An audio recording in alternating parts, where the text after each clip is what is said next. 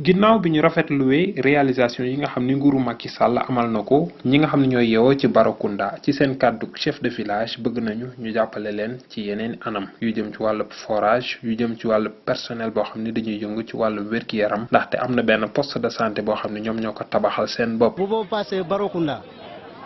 deuxième dund bi ndox la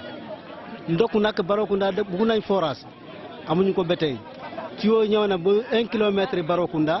mais akul Barakunda. Bilali Ba au conseiller des collectivités territoriales lii la ci tontu. et ça également wax nañ ko ministre mu ngi ciy liggéey mun nañ ne alhamdulilah parce que à part Tambacounda hôpital bu gën a mag Maka la nekk hôpital boobu waa Barakunda ni ñu ko defee tabax nañ ko seen bopp te le coordonnateur du ministre est là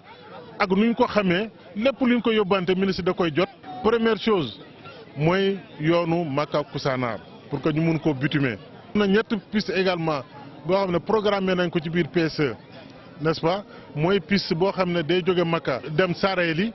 te day am pont ci kaw fleuve bi. piste boo xam ne day jóge Maka également jaar Kolibantan jaar par Fadiakunda dem Subakunda. am na beneen piste également boo xam ne day jaar par Sitakuru Sao Jende dem ba Leba dugg ci commune Niani Tukulër ñeenti zone yooyu